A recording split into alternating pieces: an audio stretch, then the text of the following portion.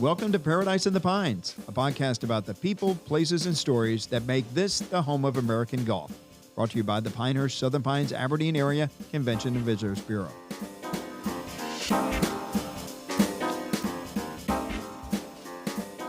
And hello again, everybody. This is Phil Wers, President and CEO of the Pinehurst Southern Pines Aberdeen Area Convention and Visitors Bureau.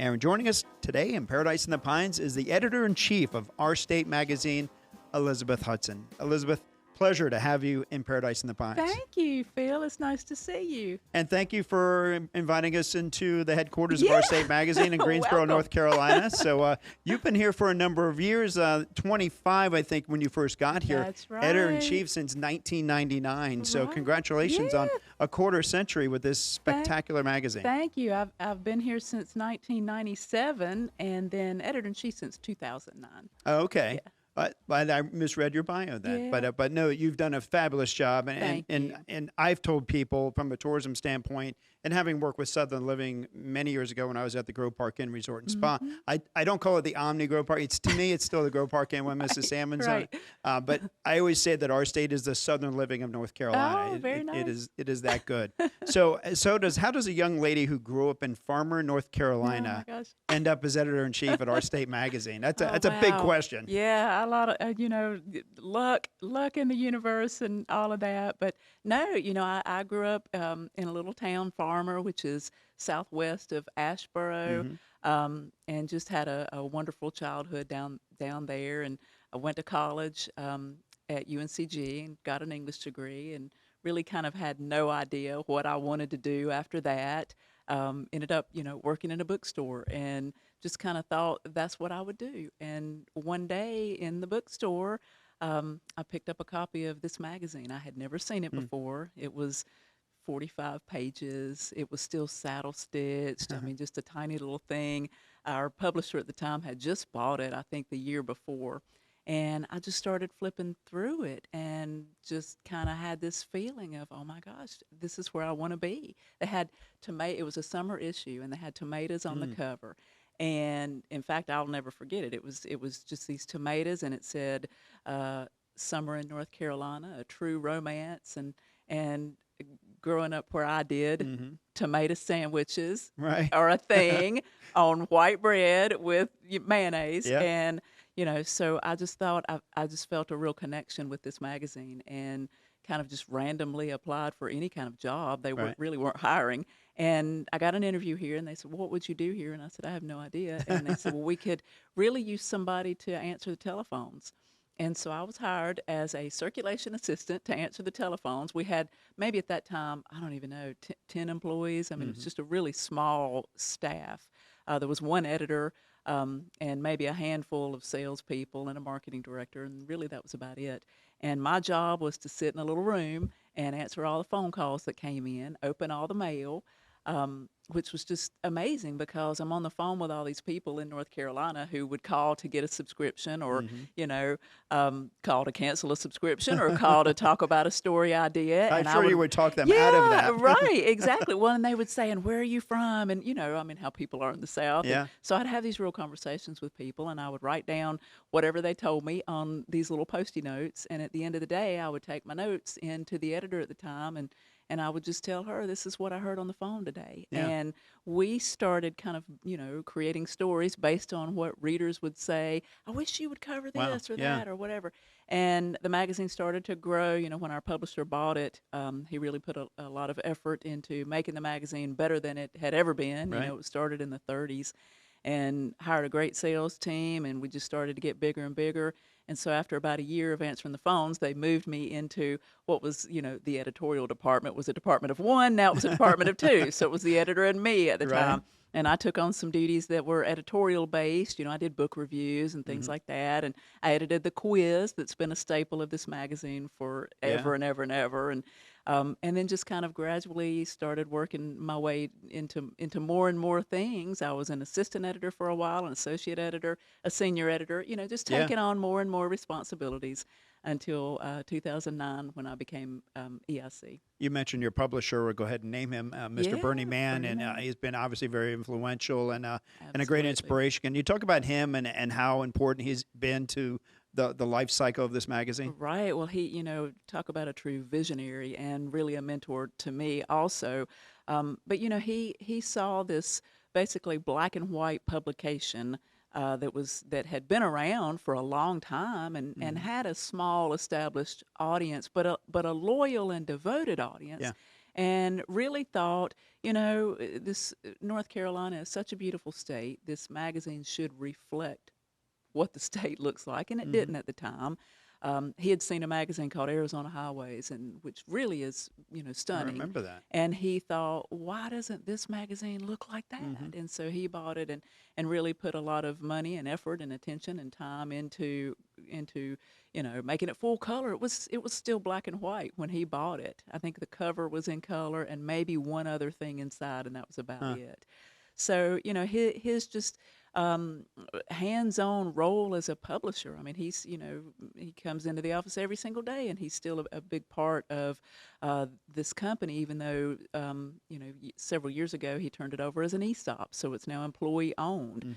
Hmm. But he still certainly has his hand in everything we do. Something interesting that he does as a publisher that I think is unique in publishing is that he reads every single story in this magazine and discusses them with me Wow. before we print. Yeah. And we have conversations about the pieces, and he's always done that. And I think there are a lot of publishers who maybe don't take that deep of an interest in the guts of the Hmm. magazine, but he certainly does, and that's meaningful to me. You talk about the magazine, and I think a lot of it is not just the imagery, but the storytelling. Yeah. How important is that to you? Oh. It's interesting because you go back to the phone calls and you're listening to people Hmm. and tell their stories, and I think people find that important. That is insignificant as they may feel that may be. That Yeah. conversation has a lot of value. How does Right. that translate to the storytelling? Right. Well, I'm so proud of the stories that we run in this magazine. They are really kind of literary in Hmm. a sense. And, like I say, I went to UNCG, which, as I'm sure you know, has a phenomenal creative writing department. It has one of the best MFAs on the East Coast. It's really just a truly incredible program there. And, I don't have a journalism degree. My background is not in that newspaper top down style. Hmm. It really is more literature focused. And so I think that helps, I hope, shape the tone of the stories, that they are more, writerly type pieces that we run where you really can just be absorbed in a story. Hmm. We work with some of the best writers in the state and even in the country. We've, had writers who we've brought in from Florida, Pulitzer Prize winning writers, and really all over, who just it just works in tandem with the photography, which of course is stunning. Yeah. But I mean, you want the words to matter, and really that's what connects us as humans is stories and storytelling. And so we make a magazine. Our October issue was, I think, the largest Hmm. issue in Yeah. the company's history. I mean, we're going on 90 years, and so that's a lot of words. And you want everything to feel like it connects with a reader and has a lot of meaning. And really, you can do that in photos for sure, but you really get to the heart of it in the words.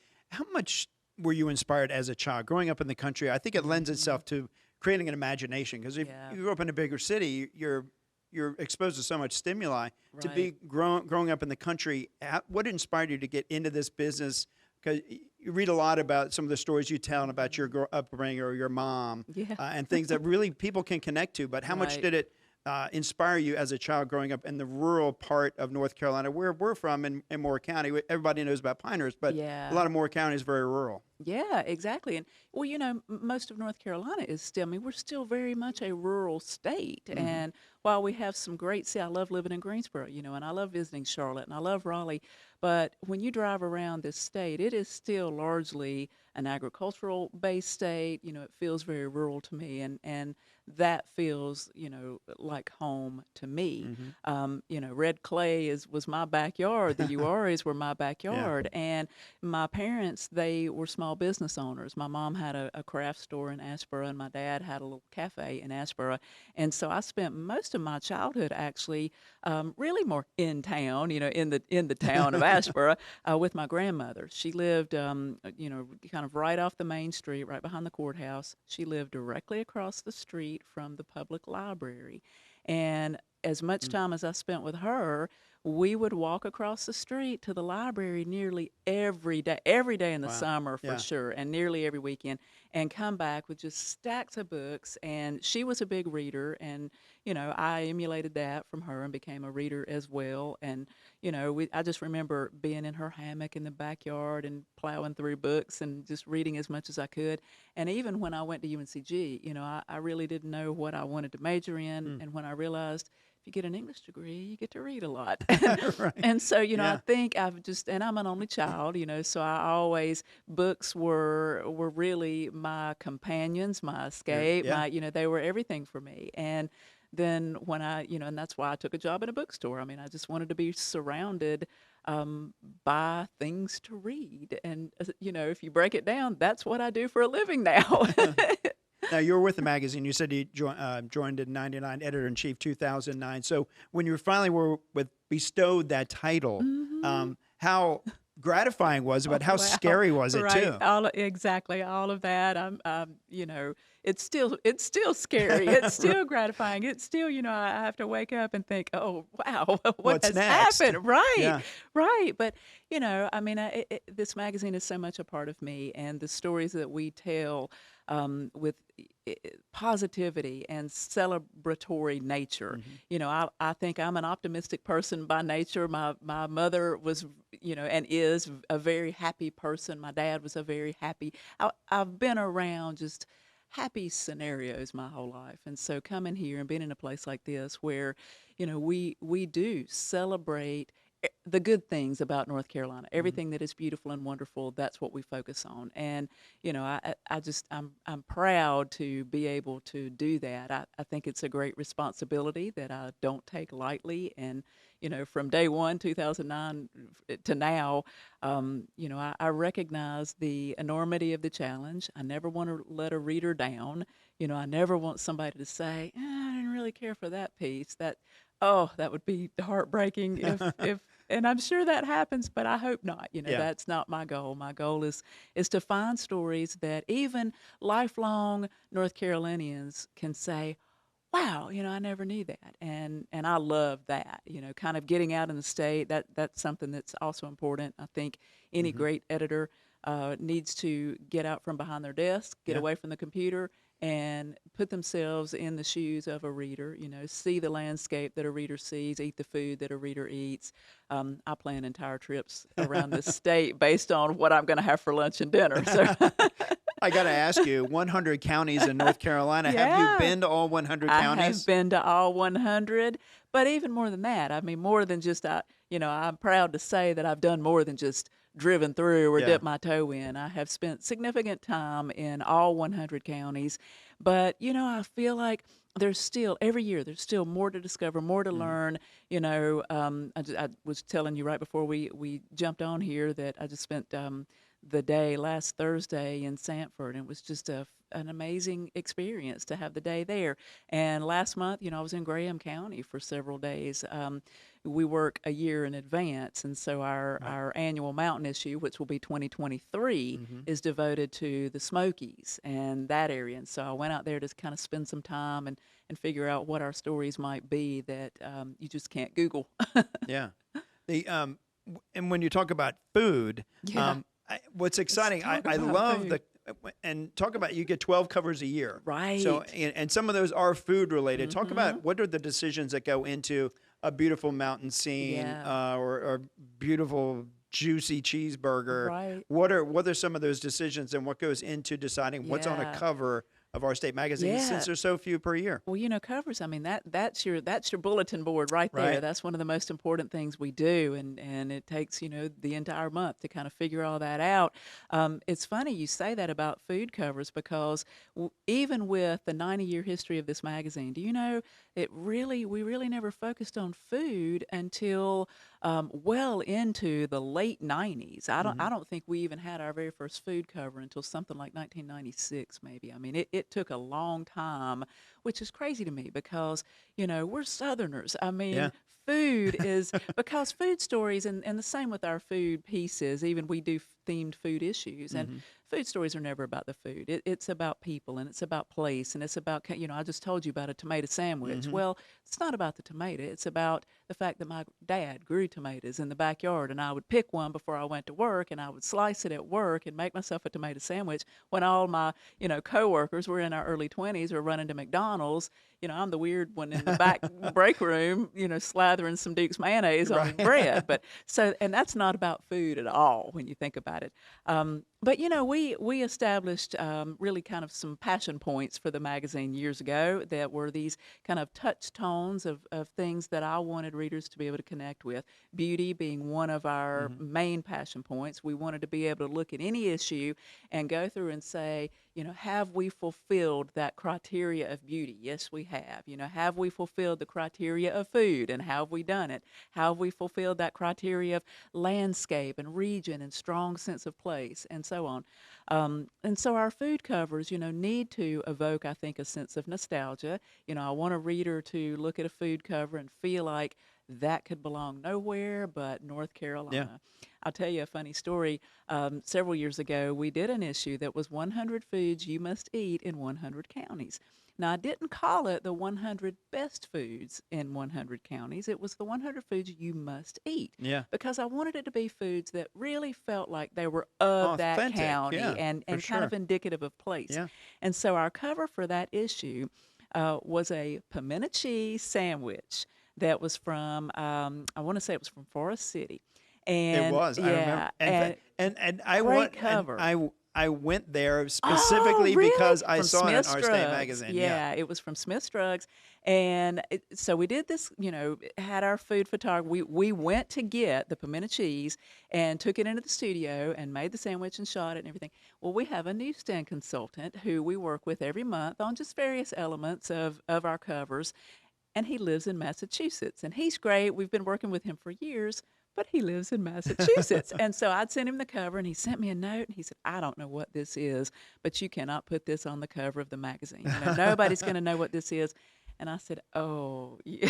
Yeah. Welcome to North Carolina. Right. And it became our most successful cover in our 90-year history. It was Wow. one of the favorites because, of course, every North Carolinian knows a pimento cheese sandwich, just like a pack of nabs, just like that Right. Cheerwine is not an alcoholic beverage. I mean, there are just those certain secret handshakes, I guess, that we know. And sometimes you just got to try the food. I mean, Right, you can't just look at it. exactly. You got to actually Yeah, try it. yeah. And I'll tell you a story because I remember growing up in Norfolk, Virginia, and my dad was a product of the Depression. My parents were both born during the Depression. So one thing, you had to be clean play club. You had to eat Yeah. everything. And because they grew up with the Depression, we ate a lot of fish and liver and onions, Right. which I didn't like as a kid. And I remember during Thanksgiving, my mom would stink up the house with rutabaga. It just makes a horrible Oh. smell, but it's a Southern delicacy, if you Yeah. will. My dad said, no, you got to, it's interesting how your taste buds change Yeah. from a child to an adult. And so I think when I think Thanksgiving, I always think about rutabaga. So it's like, again, Yeah. pimento connection. cheese sandwich. Right. I think about I deliberately made a trip to that location, Wow. Forest City. And then, of Right. course, the Masters is known for their pimento cheese sandwiches as well. Exactly. I wrote I write an editor's note in the front of the magazine every month, and I wrote a column one time about how in my childhood there was no such thing as the kids menu.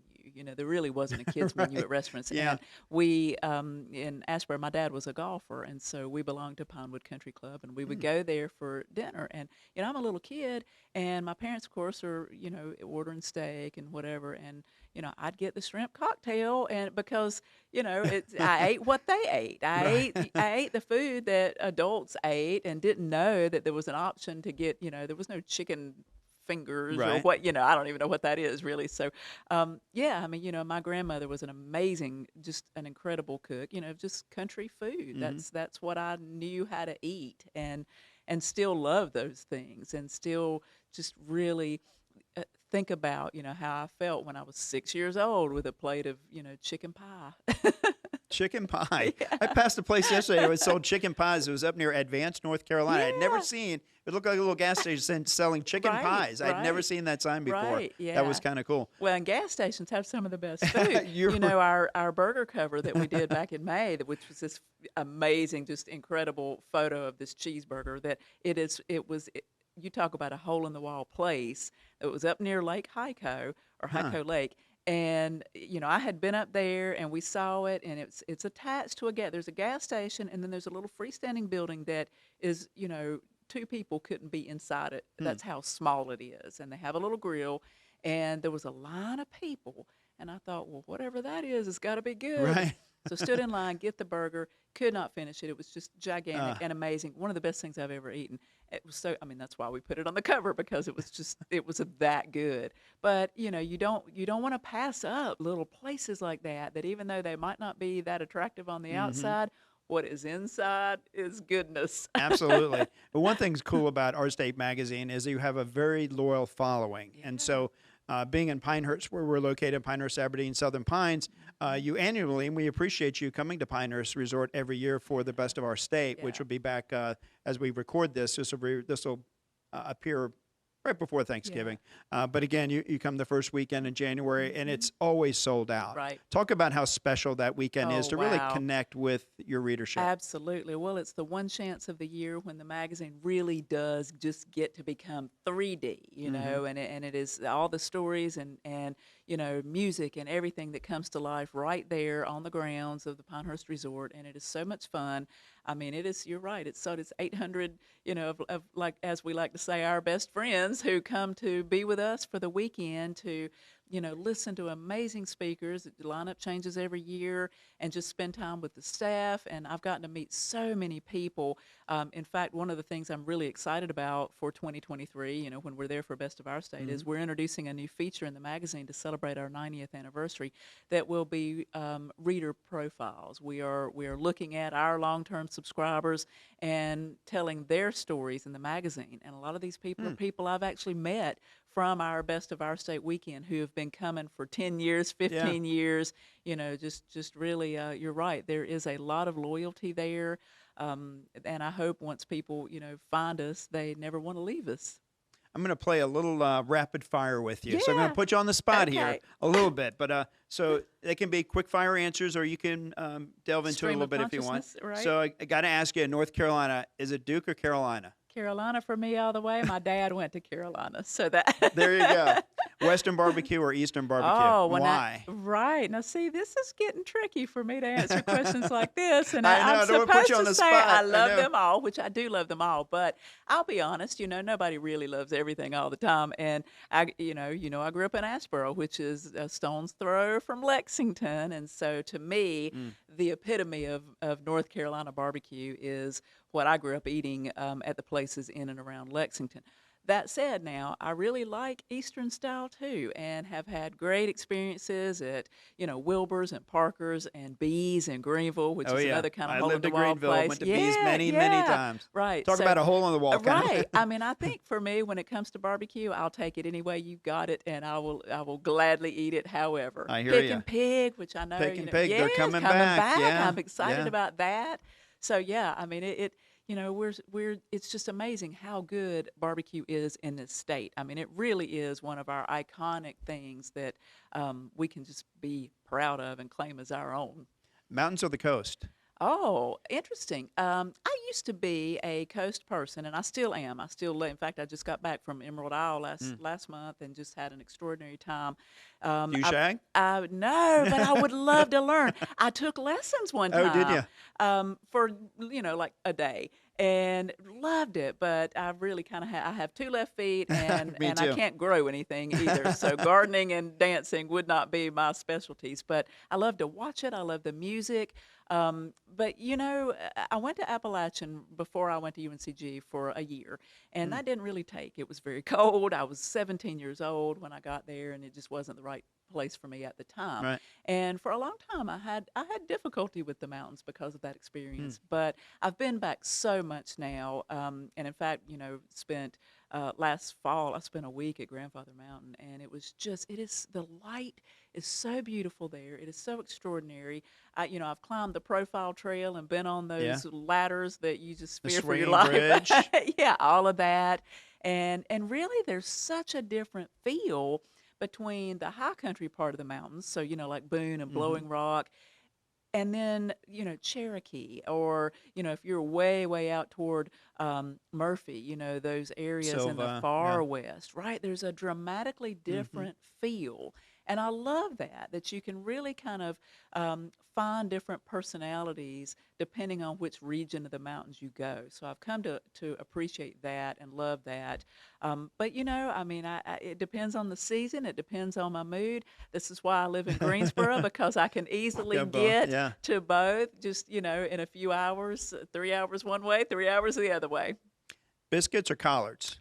Oh, well, those don't quite compare. Yeah. Yeah, maybe, but there's a collard sandwich, so you can kind of combine. I don't know if they've done collards with biscuits. They've done it with bread. There's actually a festival that in The collard festival. Aiden, Yeah. yeah, Yeah. and they'll sell the collard They've got a sandwiches. good barbecue place there Yeah, too. yeah. But I probably would go biscuits. Again, I'm kind of in the epicenter of Biscuitville and Right. home of biscuits going on right in my backyard. Actually, we were at lunch before this taping, and there's a gentleman with a Biscuitville hoodie on. So Yeah, I yeah. know that's important. Yep. So I got to ask you this. I mean, having traveled all 100 counties in North Carolina, Mhm. I'm sure you venture out of the state of North Carolina. What's maybe your favorite place outside of North Carolina to go? Well, I think travel is good no matter what. I mean, Hmm. you're exposed to anything different when you travel, different cultures, different food, different people, and that's always wonderful. This past summer I had vacation in Chicago, so I'd never been to Hmm. Chicago before, and really spent a lot of time soaking up the architecture and, of course, eating the food. I had my very first Chicago dog ever, which Right. I grew up. I know all Fully the way loaded, fully Carolina loaded, right? style. Yeah. Well, like with weird things, there's pickles Jalapenos on and yeah. there and crazy, but I loved it. I mean, it was really great, you come home and it gives you this appreciation of the things, the taste and the flavors that I know here. When you have something else in the context of another place, that's a Hmm. great Yeah. thing. I mean, but I mean, I think I love all places. I don't think I've ever been anywhere where I've thought I'd never go back there again. I'm just happy to travel anywhere and see anything. Just tell me you didn't put ketchup on a hot dog. Oh, Lord, no. I told you my dad had a little cafe, and it was a sandwich shop, hot dogs and hamburgers and that kind of thing. And yeah, that was one of his staples. Is no, well, again, all the way style is chili, slaw, mustard, and There onions. you go. That's the only way Oh, to eat it, in my uh, opinion. I'm getting hungry. So now that you enter another year, another challenge of covers and editorial, what's look ahead? What's the future of Our State magazine? What do you want to still accomplish, and what's still out there for this publication? Right. Well, I think North Carolina is such a changing state, and really, I think we're something like 55% of the people who live here now aren't from here. So we really Hmm. are more a state of newcomers now than natives, which is interesting because, you want to find ways to present stories that longtime North Carolinians know, but that newcomers are also excited Right. about. So I think that's one of our challenges, to be sure that we are telling the stories that anybody who is coming to this area would want to know about and embrace as their home also and be excited about. And one of the challenges for this magazine, we do seasonal issues, a mountain issue, a Right. coastal issue every year, and I think there's always a challenge of how to keep those interesting, innovative, fresh, so that you don't feel like you're just retelling the same stories over and over. And again, as I travel, as I'm out every county I go to, as much as I can, I always find something new, and I think I never knew that. And I'm lucky that I get to tell 185,000 people Yeah. that. And we'd be remiss if we didn't talk. We talked about the mountains and the coast. We'd be remiss if Yeah. we didn't talk a little bit about Moore County, the Sand Right. Hills. How Right. any special stories or remembrances aside from the Art State Yeah. weekend that we talked about? Yeah. It is very important to us, obviously, because the home of American golf and all of that. But Absolutely. you know what? One of our hashtags is more than just golf That's because right. it is so much more than that. Can you talk about, from your perspective, what that Yeah. area means to Well, you? I love that area, and it is so. Again, we talk about distinctions of the state, and you've got this area where the terrain does change. As I'm driving, if I drive 220, headed down Hmm. to Pinehurst, and of course I go to Candor every year to get my peaches from Johnson's, and keep on going. And I love the West End and Carthage and Aberdeen and those little towns that I love. And I've spent a lot of time just scouting stories for the magazine. We did a piece last year on the Sandhills Women's Exchange. Yeah. And I can't wait. In fact, I think I'll bring my mom down and, try the chicken salad sandwich and really enjoy that experience there. And I'm excited to learn about things like that.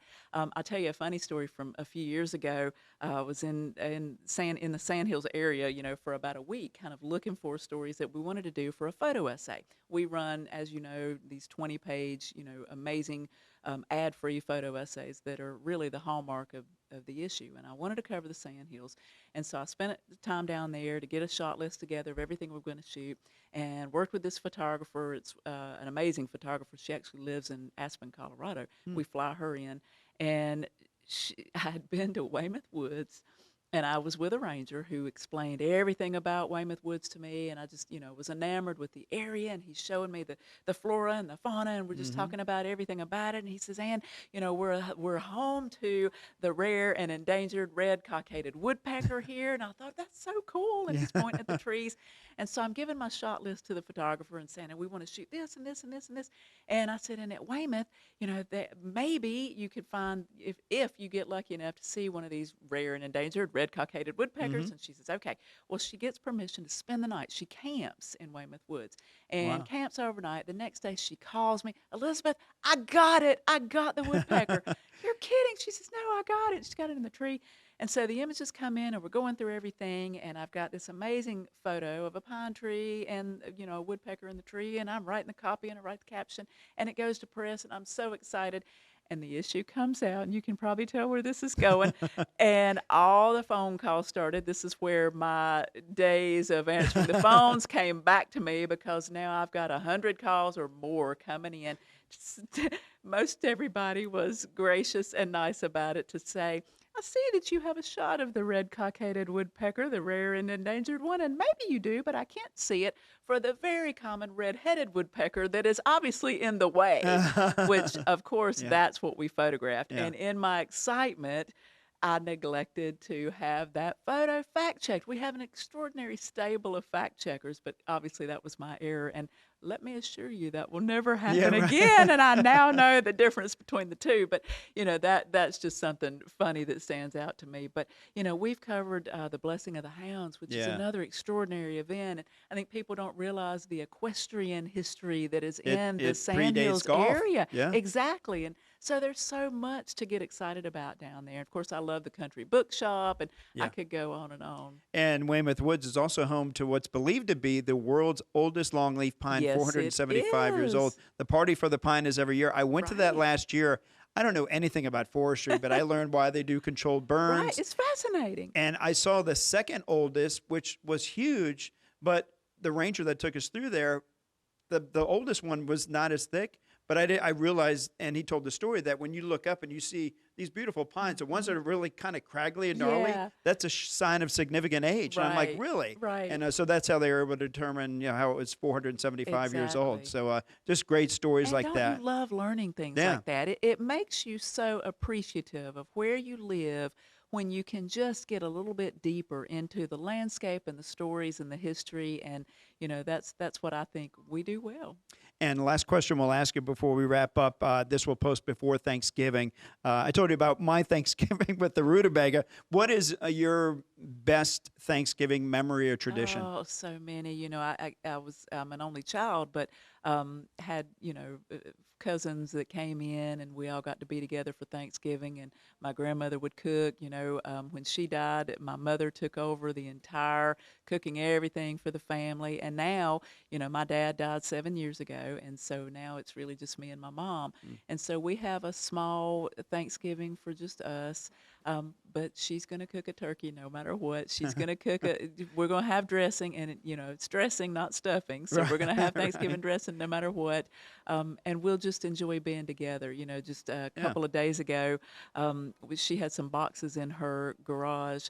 And I said, I'm curious what's in those boxes. And we started opening them, and it happened to be all my old children's books Hmm. from, when I was 5 and 6 years Yeah. old. And we started going through those, and they were all inscribed.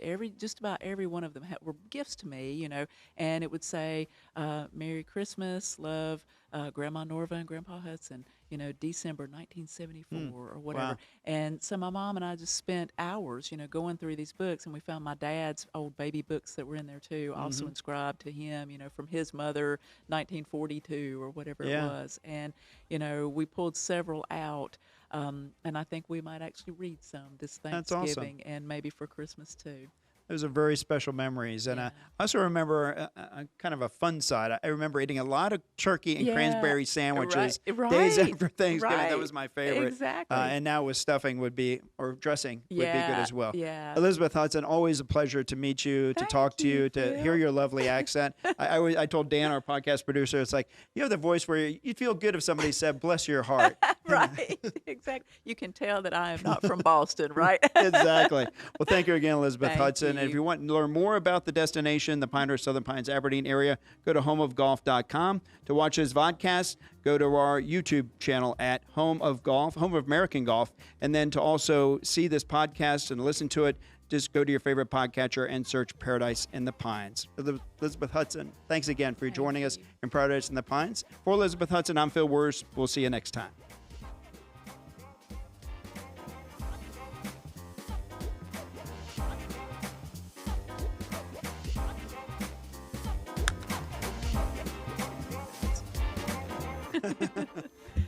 All right. That was nice great. job. Thank you so much. Hey, I hope you got something that you can use.